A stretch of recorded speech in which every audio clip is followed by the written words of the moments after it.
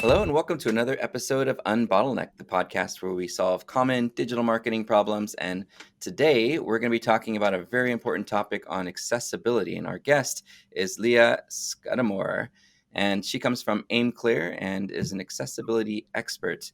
Her background is that she's with AimClear, an amazing group of digital marketers who do incredible paid media, search, social, win multiple awards, just an amazing group.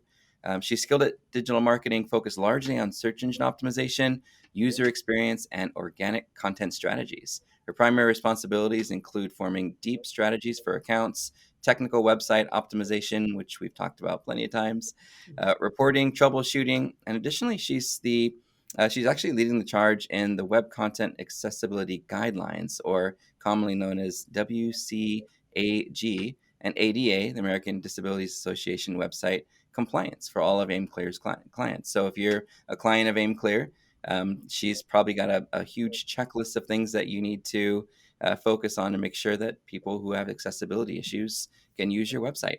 Yeah.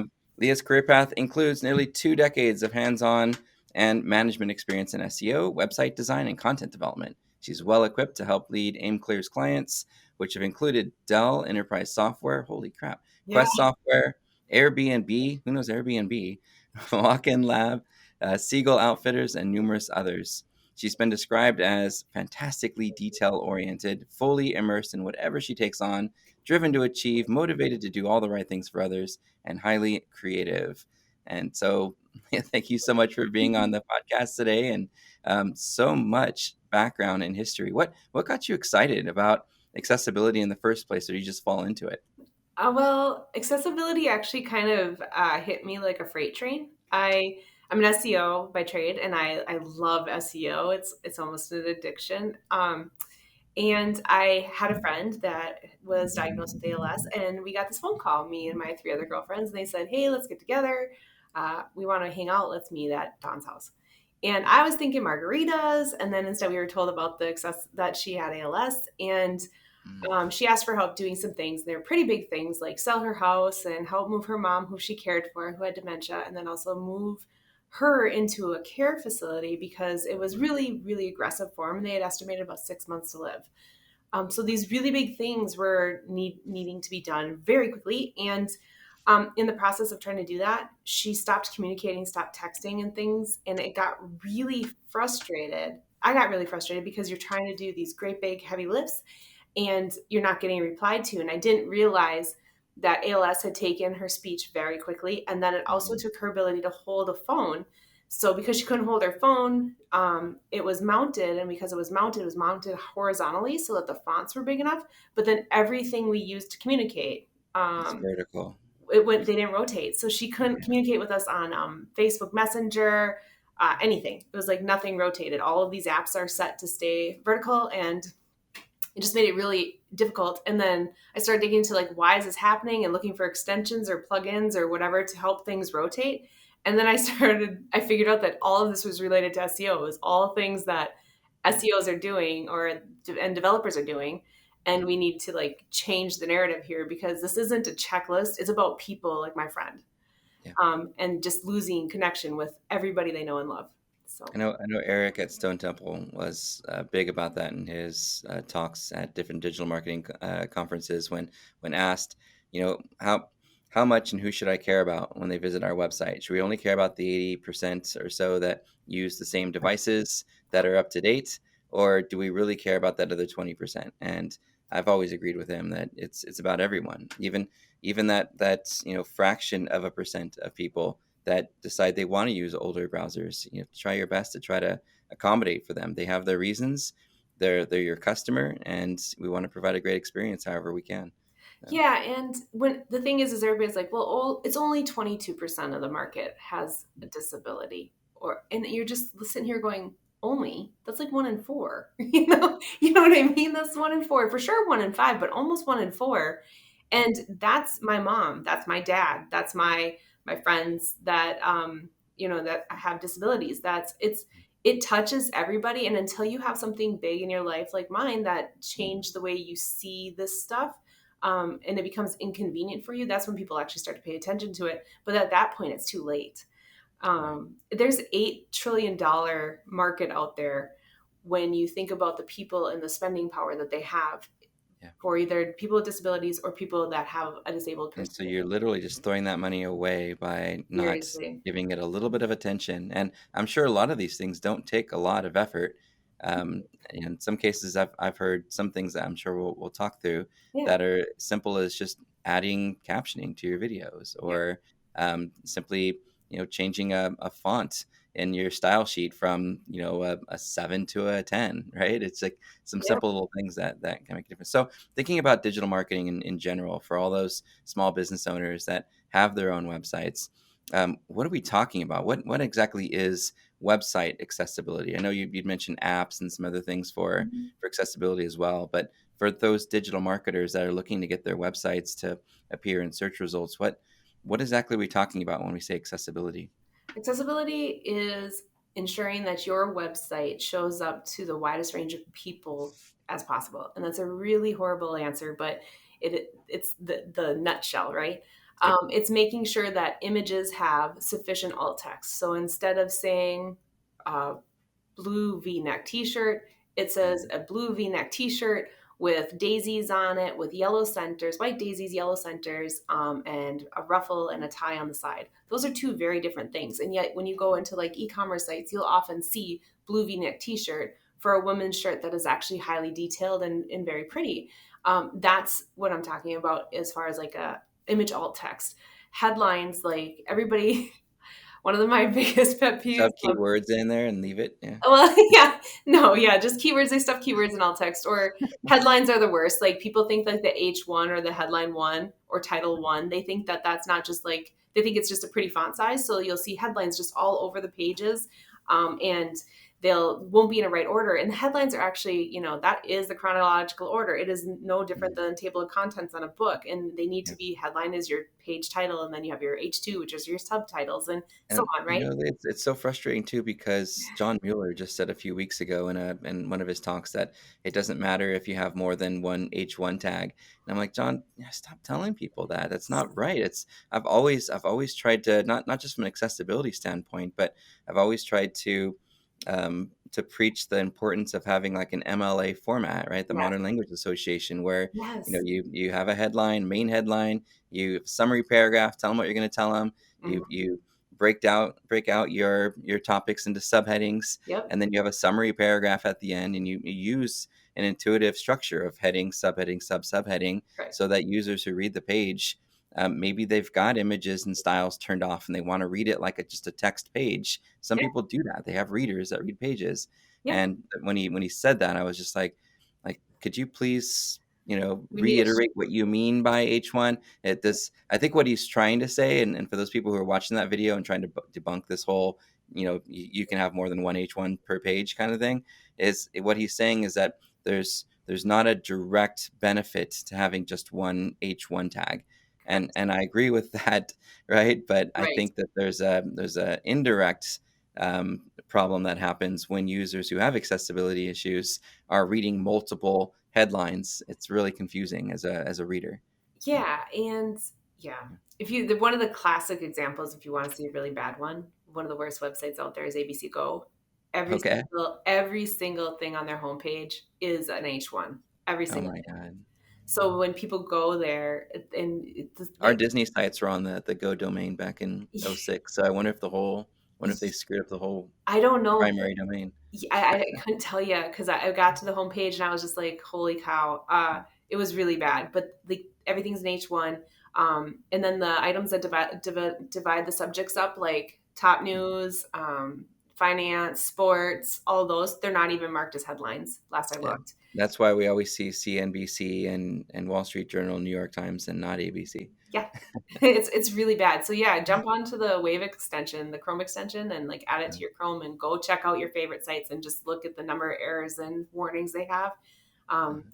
the average number of warnings on a homepage is like 60, and Wow. only 10% of the websites worldwide, only 10% are even close to being accessible. Yeah. So the market. If you look at the people that need this accessibility on websites, it's the largest minority in the world, and Hmm. only 10% of websites are tapping it.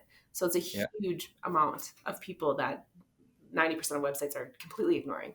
I think if business owners look at accessibility as I can get more customers and um, drive more business and help people by doing this, the indirect effect of it is higher conversion rates, better search engine rankings, more traffic, right? So Mhm. I think if you focus on those kind of three benefits of doing accessibility is I'm helping people who really could use a better experience. In doing so, I might actually see better conversion rates from those that have those accessibility or even partial accessibility problems. Mhm. Um, so I think um, there's definitely motivation there if you need it. And I would say the first place to start is like what you said is the stories about those folks that are looking at your website and saying, I just can't use this thing. And I know your product's great and I've heard good things about it, but I just can't I can't I get to can't it. hear it. I can't see it. I can't enlarge my the fonts. I can't buy Um,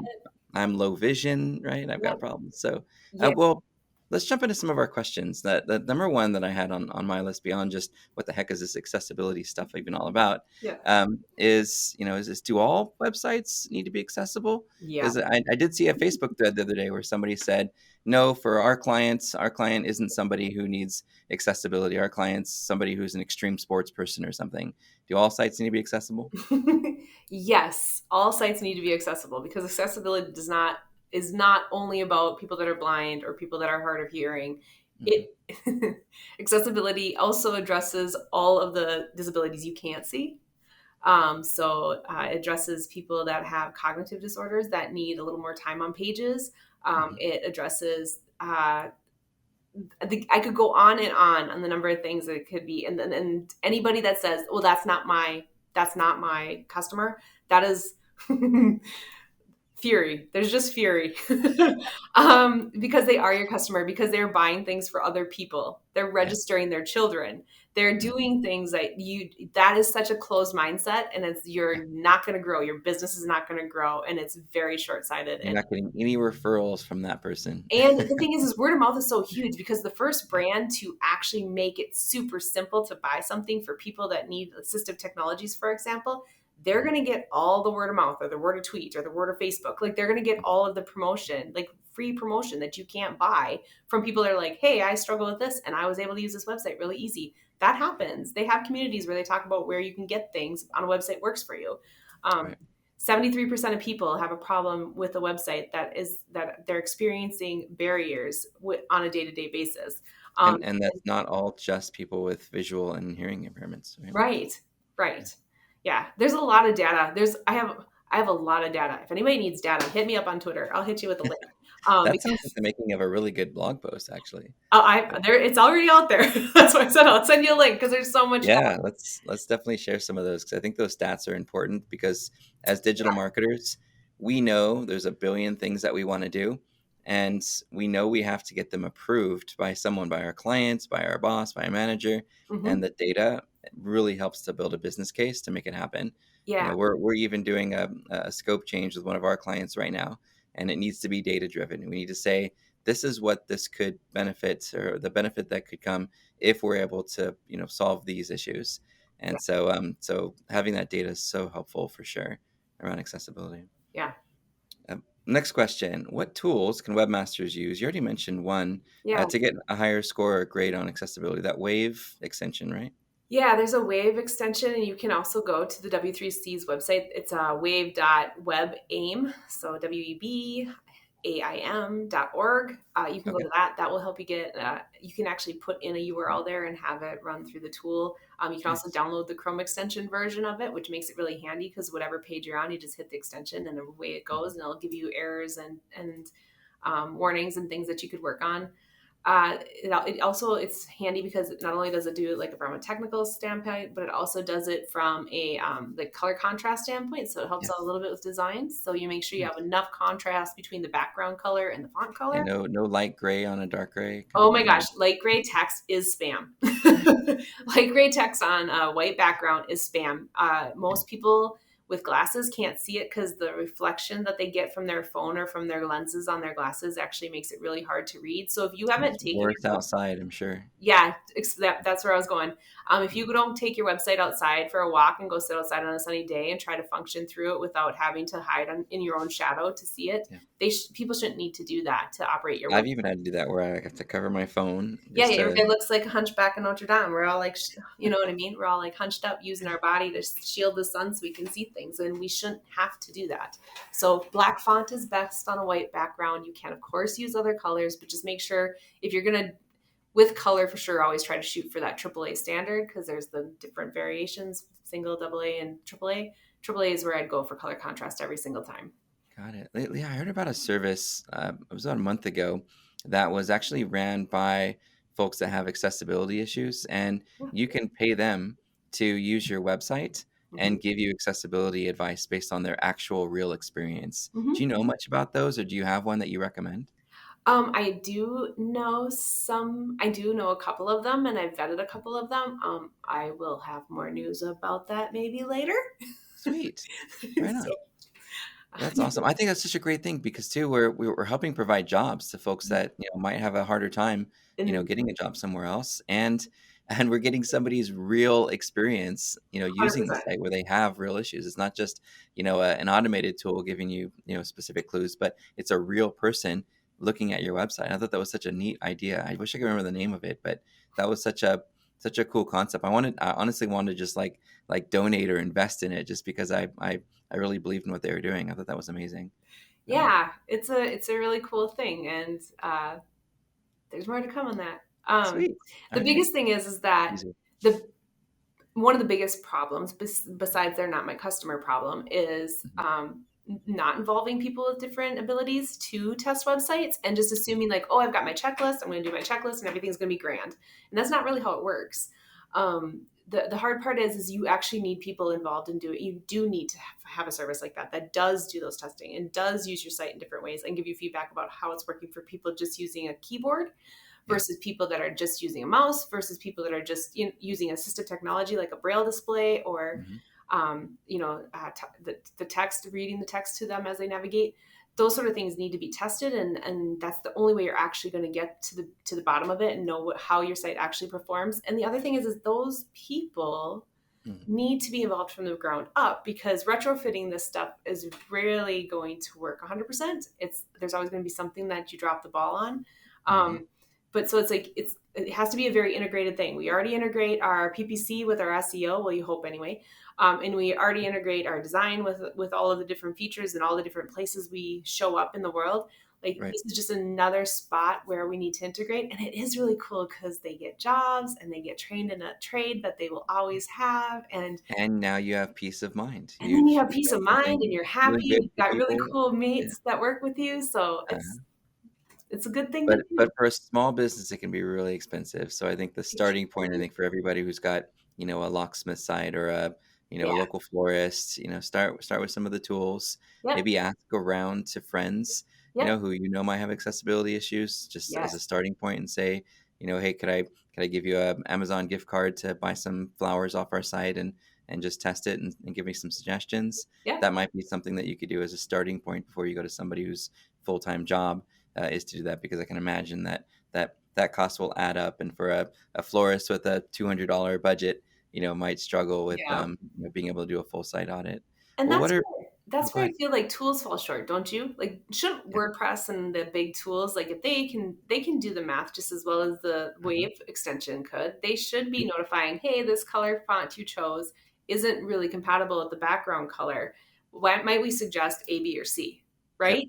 Oh, you're getting into one of my peeves is the fact that WordPress has been around. And why do people use WordPress? Because they want to market their websites. They want to put it online for the world. Right. Well, then why isn't there a title and meta description field in the page editors?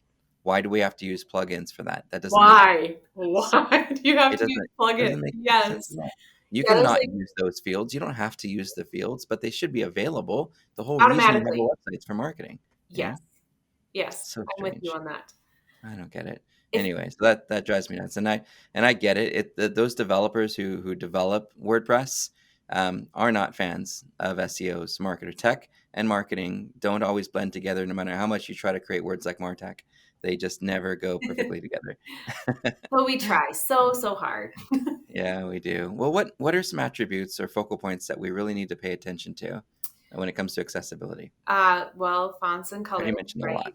Yeah. Mhm. So we've talked about a lot, but we'll just go through a quick review. We got fonts and colors, making sure fonts are large, that they're not too small, because this isn't any different than the stuff that we're seeing from a Google's perspective from our council, where we're seeing things like the text is too small to read, or the clickable elements are too close together, or content is wider than the screen. Like all of these things that we're seeing us being ranked by now within Google Search Console that show up in our Core Web Vitals information, right? All of these elements are part of the W3C's, what they've been asking for years. So, like literally 20 years, it's been part of law. I remember using a WC3 HTML3 validator and Yeah, CSS validator when that one came out. We were all excited, and we are putting badges in the footer of our website yeah. for WC3 checked and all that. Yeah. Yeah. No. So just making sure that like those common sense things, that things aren't squished together, things are nice and clear, making sure that if you have a font color, it's not something that's so close to the background color that people can't differentiate. Maybe avoid putting green on red and red and green and blue on green and green on blue because of the colorblind Right. you know, abilities that people have. Making sure that you have your alt text and that the alt text actually describes the shirt instead of just says it's a shirt. And don't stuff it full of text, or keywords. Make sure that you want a keyword in there. Like you don't want to miss the word shirt because you're so busy talking about the pattern, right? Sure. But you do want to make sure that it's a good quality alt text on your images. T-shirt, comma, T-shirts, comma, T-dash shirts, comma, Yeah, Google T, gets it. T-shirt, misspelled, right? Yeah, Yeah, so I make you I don't need make all a joke that aside from a blood type and a shoe size, Google's about as human as we get now because it's evolved so much, so we don't It's need to so spam it. funny looking at those old sites in archive.org. It's like one of my favorite things to do when I need a tangent break is I go back to like the early 2000s in Yeah. archive.org and I look at some of these old websites and it's Mhm. like same thing. It's instead of it being a descriptive um, title case alt attribute, it's just keyword, keyword, keyword, keyword, keyword. It's Yeah, just hilarious. And it worked back then because it was a wild, wild west of SEO, it did. but unfortunately a lot of those old guides and documents and ebooks are still floating around out there and It's folks all over the world are still using them like the Bible and it's like that yeah. doesn't work anymore. Yeah. Get your content up to date. Well, and then there's like technical things well, not really technical, but just go test your site. Go to your site, put your mouse away, like throw it in a drawer or shut it off, and just try to tab through your site and use tab to go down through your site and use shift tab to reverse back up. I think a lot of people have forgotten how to do that because we're so used to Yeah. scrolling on our mouse.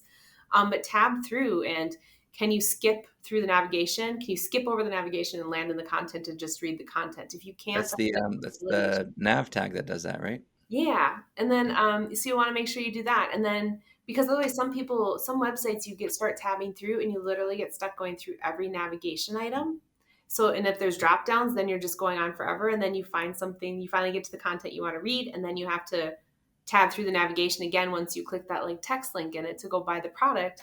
Now you have to tab through the navigation all the way again, and so if it's a very long site with a lot of different levels, you're going to have a problem with people just getting frustrated and leaving off your site. So that's like another thing you can do is like take it for a walk, go outside, check it, make sure contrast is good and it's easy to see in sunlight or with a heavy glare.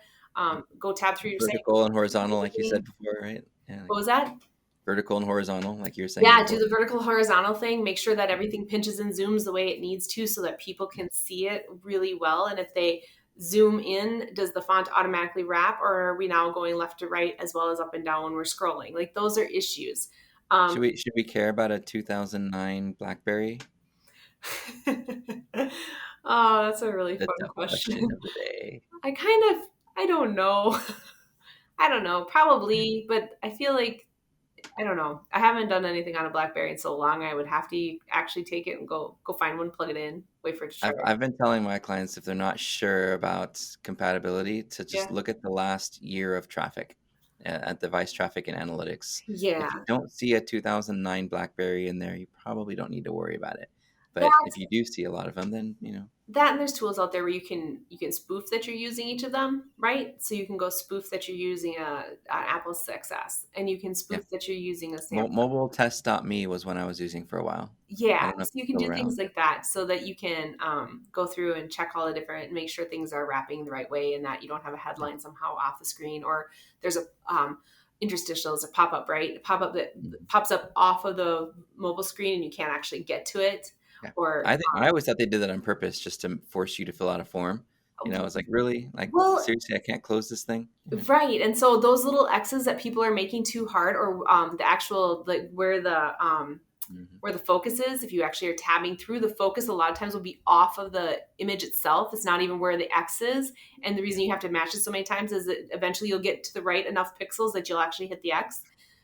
That is not okay. That is actually directly against it. It really ticks me off when I Oh my do it. gosh, the fury. I can't imagine having to go through and tab to it, and then it's at the bottom of the code. So now you're going through and listening. If you can't see, you don't know why you can't get to what you want to get to, because it's not telling you that's where you are. You can't close it.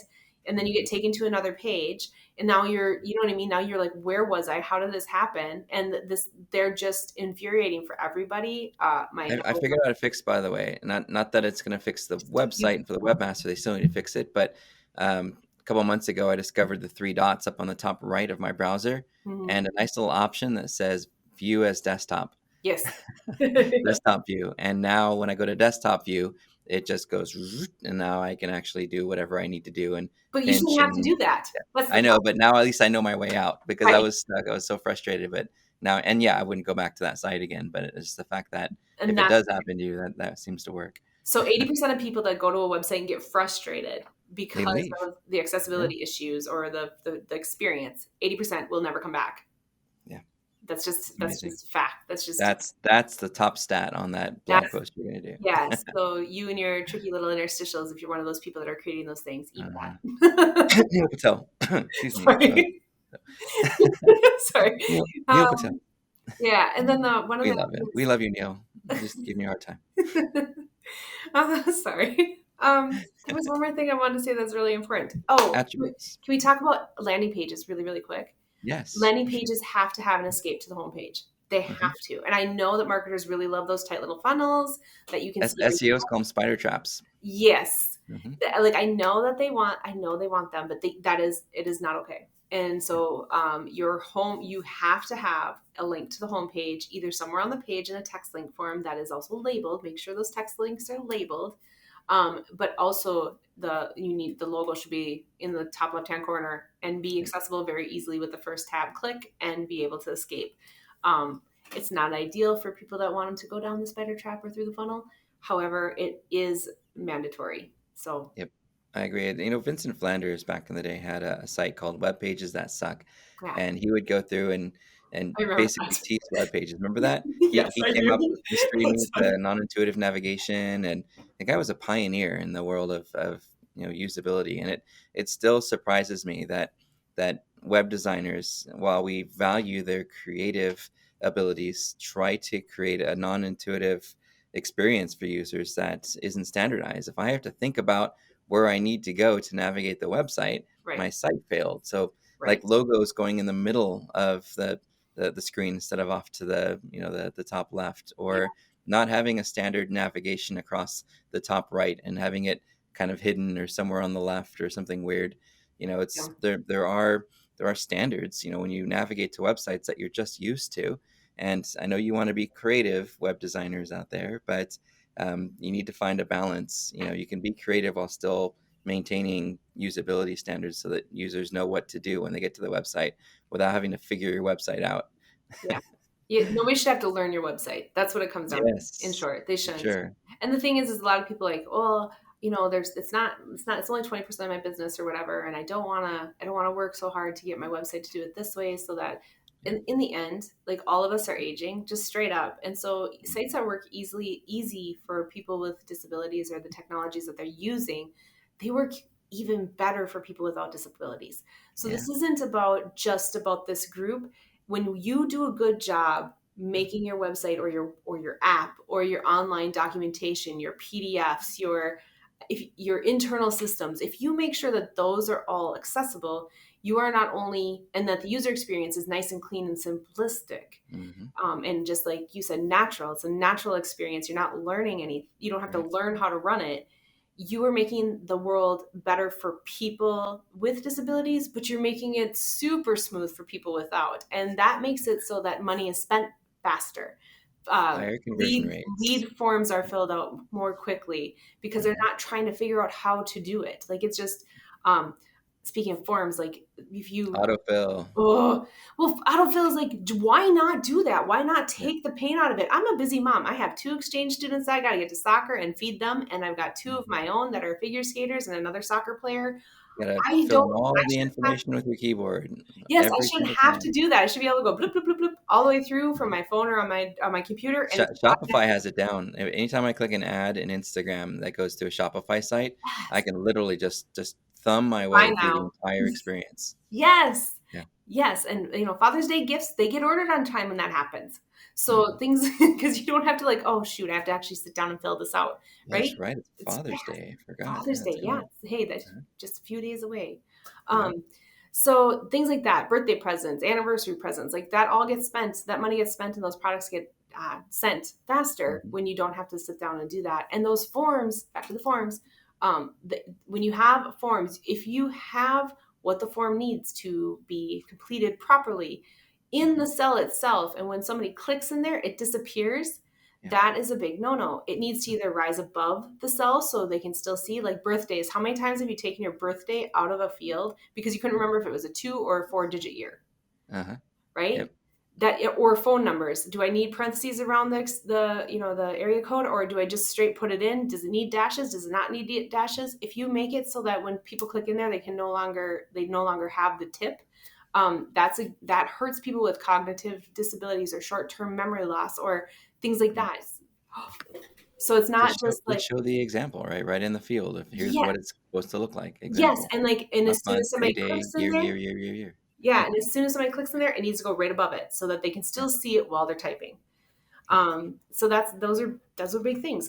Breadcrumbs become a thing too. People are like, well, breadcrumbs, they just take up so much space, and we want to move everything up. They are hard to make look good sometimes. Skechers had a really rough time with trying to figure out how they were going to place them within their taxonomies, and so they came up with some innovative ways to do it, Right. but still standardizing it just makes it easier for people. It's tough. It's tough for a designer to have to figure out how to make breadcrumbs look pretty, Yeah. when they've got a lot of visual elements on the page. Yeah, Yeah, but at some point, pretty needs to go by the wayside for function. And I know. for people Yeah. that like might land on a specific pair of shoes from the SERPs, they need to know where they are in the site. Yep. And And it looks so people, much better in the SERPs when there is a breadcrumb because it'll give you the full text and not just the URL. So yes, there's so many benefits of using the markup for breadcrumbs to be able to do that for sure. and it's very good. Breadcrumbs are essential for people with cognitive disabilities or differing cognitive abilities because Mhm. depending on if it's short-term memory loss or if they even for people that don't have a disability that just walk away from their computer and they come back, or they walk away from their phone and they come back and they're like, okay, now where was I, right? Like Yep. just knowing where they were, that's just knowing where they are in the page at all times is essential. It has to be there.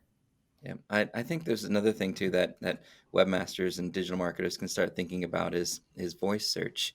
Right now, there's more and more ways that Google is trying to understand the content on your page to be able to have the user interact without actually using their device. They could actually just talk in, okay, you're on this website, right? Yeah. What would you like to do? It's going to get to a place where you're going to be using these action tags so that the search engine crawlers know the attributes that are on the page to allow you to interact with the website without even touching your phone. We're going to be untethering ourselves over the next few years. So for no other reason, just trying to tag and mark up everything in a way where a user can one tap their way through if they want to, or eventually have the search engine walk them through how they interact with your page without having to touch a phone or a desktop altogether.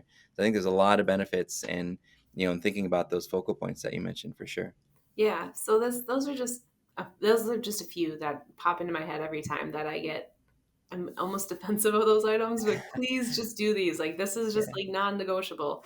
Um, So but yeah, that's a good thing. And also with you're talking about voice search, like there's gonna come a time where we're going, hey Alexa, I need a new pair of uh, I don't know, New Balance, Uh-huh. 1820s in a size 8.5. Where can I get them? Or, Right. ship them to me type thing. And Alexa does all the things, or Siri does all the things, right? Yeah, she's gonna send you to Amazon because she's a little biased, yeah, Well, but yes, yeah. but the same thing, right? Darn you, Alexa. I don't know. I kind of like her. She keeps my kids on task because she Yep. like does the whole like, hey, mom's gonna be home in 30 minutes. Better clean up the living room. Like, so, I love that. Routines are amazing. We use them on our home devices and our Alexas, and they're a lot of fun. And we talked about this one last time when we got introduced. yeah, This is a tough one for a lot of businesses because it seems like a quick fix, but it really isn't. And that's the idea of using a plugin or extension that offers that pretty little blue handicap button yeah. on the website, accessibility button on the website. Um, what are I don't know. What are the advantages and disadvantages of using that? Is it good? Is it bad?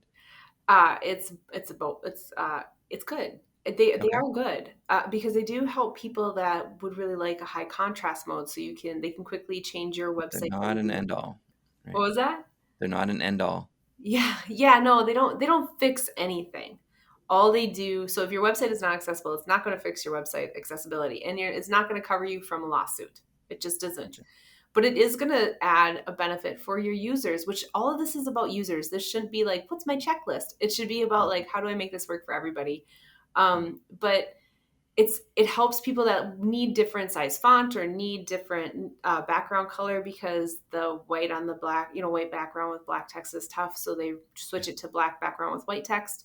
Like, these are nice to have things. This is an accessory. It's like having a really great pair of shoes for your outfit, or having the You know, right. what would be a great test. I don't want to interrupt, but I just thought as brainstorm, it would be to, if you're not sure, load it up on your website, test your conversion rates after 2 weeks, or if you don't get much traffic after a month, see if it adds a benefit because you might be surprised. It might actually help. But if you find that it doesn't, if you find it's distracting and most of your users aren't using it, and it actually has a negative impact, then go back to like what we were talking about, the foundational items that affect accessibility. Yeah.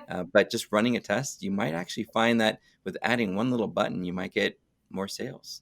Yeah, and if you help 3% of your customers that come to your website because they do Mhm. prefer a black background, on in with the white text, then you've done is make it easier experience for them, and Yep, that's a good thing all the way around.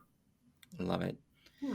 So, what are your favorite websites that nail accessibility? This is one I'm sure everyone's going to be taking notes like crazy on, so that they have a bar to try to live up to. What are some of your favorite examples that you give to clients? Well, I only really have one because, like I said, only like 10% of websites out there Mhm. do it really well. I have loads of them that have not done it correctly, or haven't even attempted it. But when I spoke at a conference in March, I was told, oh, all of the UK sites, they're all accessible. We did like funding and things for small businesses. This is just inaccessible websites in the UK is not a thing. And I was like, okay, yeah. Yeah. So I did some research to find out who the biggest moneymakers are in the UK. And at the top of the list, number one is Unilever, right? So Okay. unilever.co.uk Hmm. is the best website I've found so far. If you know a really good one, please send them my way because I would love to have more than one example. But even their images on the homepage are talking about inclusivity and how hard they're working to try to Hmm. make Unilever very inclusive from the ground up. And Right. that's about the teams. There's been team development that they have. Their SEOs are actively working on this. I interviewed, just it was like more not really like an interview, but I guess it was kind of just to see like what they're doing. I talked to somebody Sure. over there that's in SEO that is working on accessibility, and they have it as a high priority. It's one of the number one things they're doing, and they should. They're one of the biggest moneymakers in the UK. They should be Mhm. leading the pack, right? Like Right. Uncle Ben told Spider-Man, right? Great power comes great responsibility. So you should be I doing hear those you. things. For Um, those Marvel fans out there. yeah, yeah, sorry, I am. But yeah, unilever.co.uk is Okay. the best one I've seen. I checked things in the US like Coca-Cola. Last time I checked them, they didn't even have an H1 on the homepage. Their Mm. logo didn't have a title or didn't have a alt text. All text. Their language wasn't selected on the site. They had a lot of issues. I checked I checked Facebook and Twitter. I've checked a lot of them, and nobody Yeah. really does it really well that I can find. And like I said before, Apple was, or ABC, not Apple, Yeah. abc.go.com was probably the worst one of them all. Um, yeah. I can tell you that Coca-Cola has never really been interested in your health or well-being, right? Yeah, That's not correct, what they're in correct. business to do. Fair point, fair point. Um, but no, so I've gone through and tried to find some really like good examples, and that was the best one. And I will continue to use them as an example. And the thing is like I'll check their site randomly, and you will see that they had like somebody forgot an alt text on a new image that went up because of a new event for this month, right? Yeah. But you'll also check like a couple weeks later, and you'll see that it's been rectified. Like they have, you can tell that there's testing going on, Audits. and it's not a done thing. Like they're like, not check, I'm done, our site's accessible, peace out. They're not. That is an insane quality assurance process. I might have to call them and say, "Give me your checklists." Right? And That sounds that's the amazing. thing. It's Yeah. really cool. So I've randomly checked and I'm like, oh man, now I shouldn't really use them. But I'm like, no, actually they, on their page they had 4 errors, right? And 2 of them were alt text on new images that had just gone up for whatever event was going on. I can't remember what they were. And then one of the other ones was there was a banner where there was text, 2 different colored text on a colored banner, and the contrast wasn't quite there. It was a double A, but it wasn't like a triple A contrast. You know what I mean? So Yeah. like and you check back a couple weeks later and you can see that it's been rectified or changed, and it's just really cool to see that they're making that effort, and it's a huge effort. Watching that process, that's pretty cool. Yeah. So, can websites ever really be 100% compliant? This is the controversial question of the day, right? And if not, what are some best practices to combat any of those loopholes? Like you fix one thing and then it causes issues with another, right? Yeah, that's like the biggest pain about accessibility is that when you do Yeah. fix one, and if you say you're like, we're going to make sure our website's 100% perfect for people that have low vision or no vision, and that we need to make sure that they can always access our site and it's super easy, then you might completely miss the fact where you need captions for people that have hearing loss, right?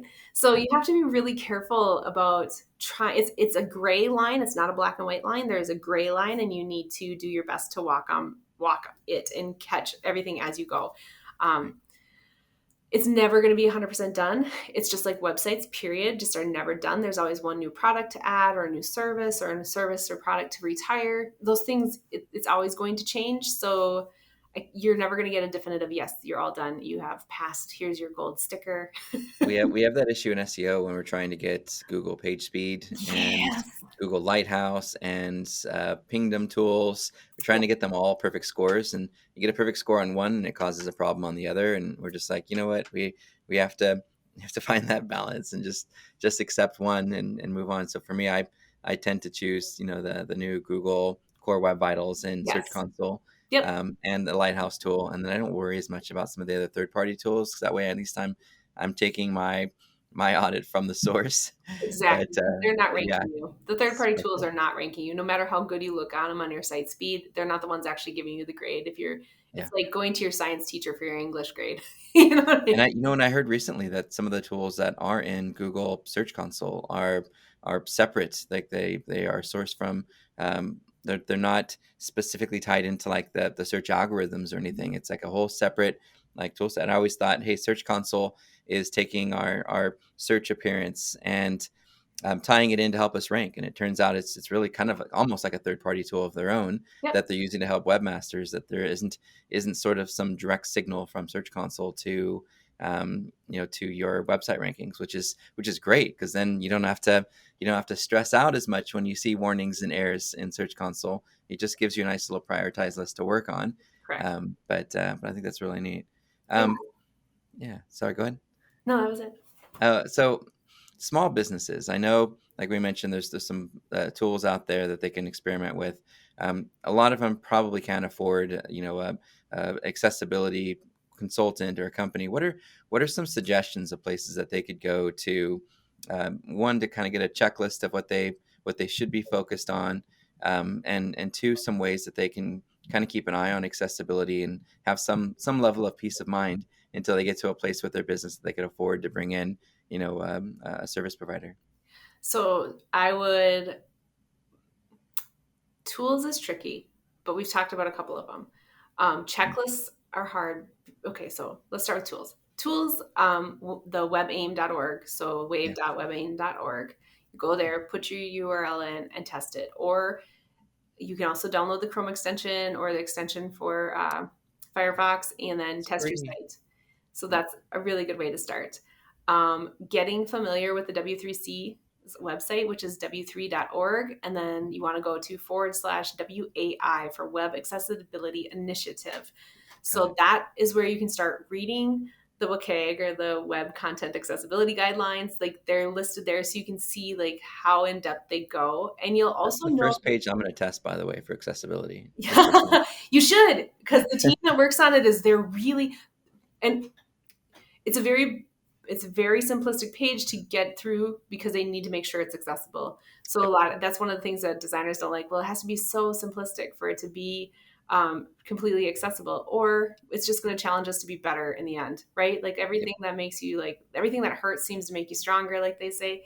So Mhm. there's gonna be an evolution of all websites as this goes forward, because we know accessibility is part of Google's core algorithms, because we're Mhm. seeing it with, like we talked about, the text is too small to read, clickable elements too Yep. close together, yada yada yada. Core Web Vitals. A lot of that's accessibility. That's a lot of it's accessibility. So, like, Mhm. if you haven't heard that, please hear that accessibility is part of Google's evolution. That is what's going on right now.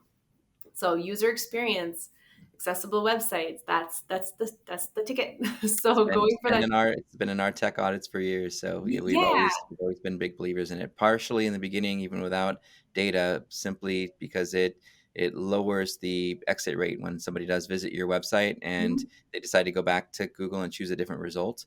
You know, Mhm. that search behavior signal is sort of a long-term way that Google's looking at the page's relevancy. And so for Exactly. us, if we can do something for accessibility to keep people on our website, Yeah. that means it affects our search behavior signals. And you know, but yeah, you're right, there's definitely a tie-in, and we're hearing it more and more and more. So Yeah. if there's anything a business wants to prioritize with their SEO this year, I think it should absolutely be accessibility.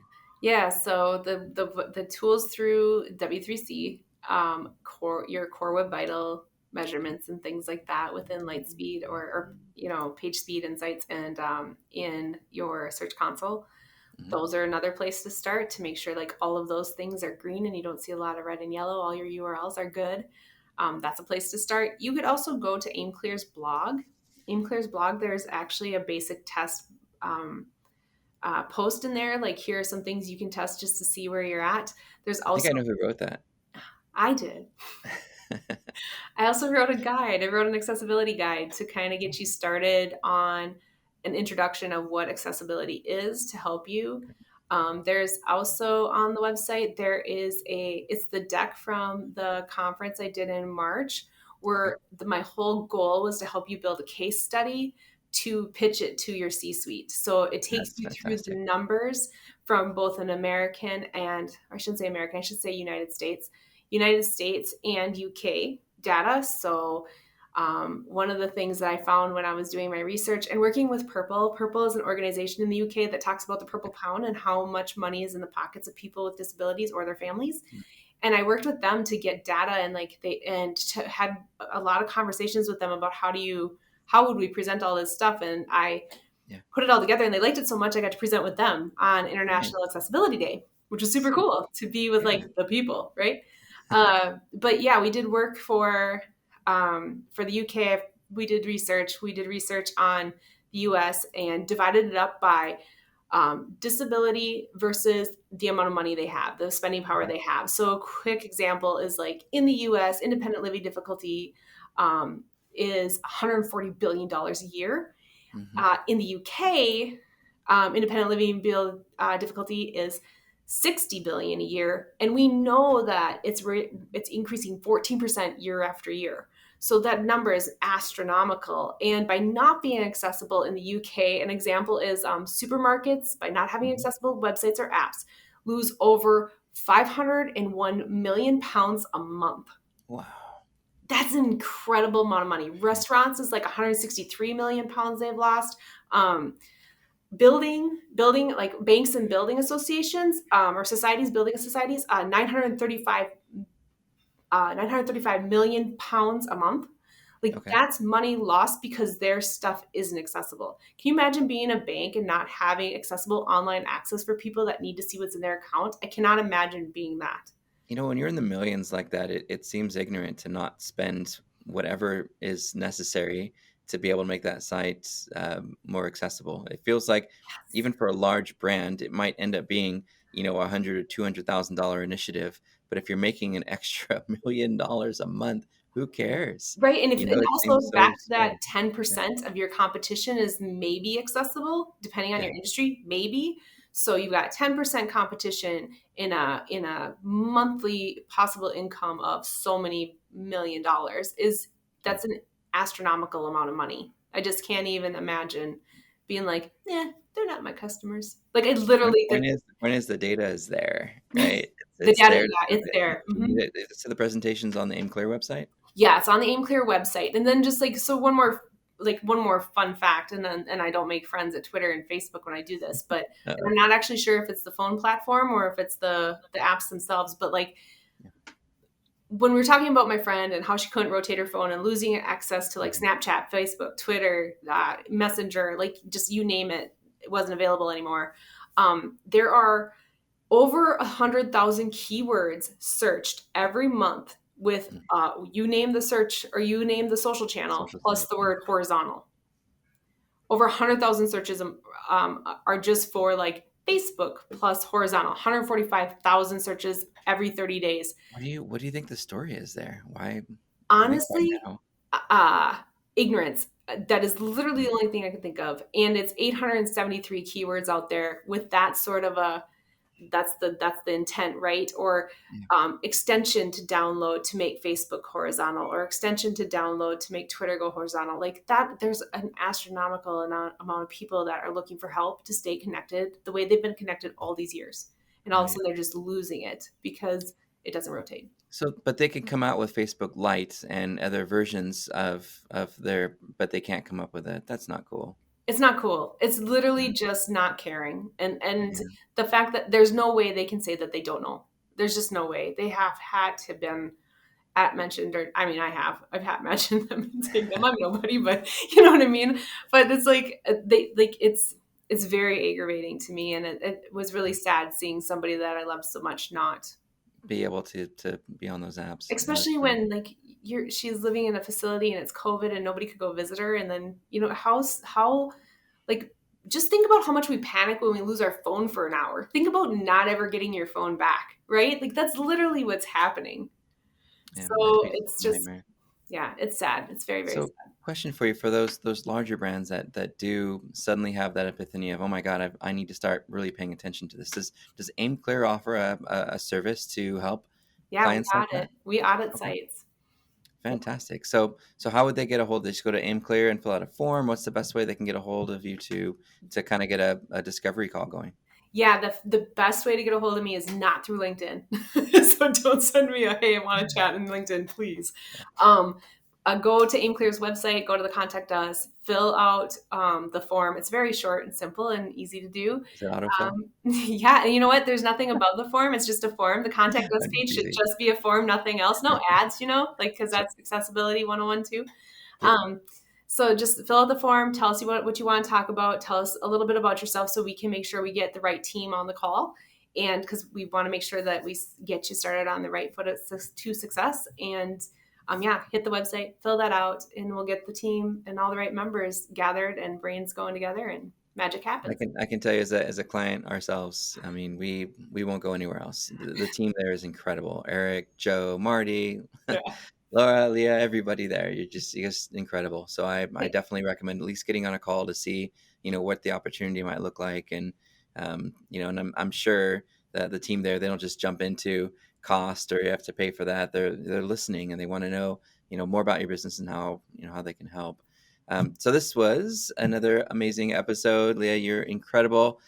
Lea Scudamore, if you want to get in contact with her, you can go straight to Aim Clear, fill out a form, chat with her, Yeah. talk about all things SEO and accessibility. Thank you so much for being on the show today. Any final thoughts for folks who are listening? Just don't do it looking for a checklist. Like literally do it because it's the right thing to do. Oh And man, I'm a checklist person. Not I so good. know that's the hardest part, right? Devs and SEOs, we want a checklist and we want to knock them off that, but do it for people because Right. regardless if you realize this or not, accessibility is coming for you or your mom or your dad or your brother or sister, your best friend, and you want to be the people that move it. SEOs right now are in a spot to change the world for better. And everybody's like, oh, it's just reasonable. What's reasonable to do with our website? We just moved the entire globe home to work during a pandemic. Reasonable is out the window. Uh-huh. Set websites need to be accessible. I love it. Thank you again for being on the show. This was so much fun. We definitely got to do something again in the future, and I'm sure we'll be talking a lot offline. Guys, Awesome. thanks for listening, and we'll see you guys on the next episode.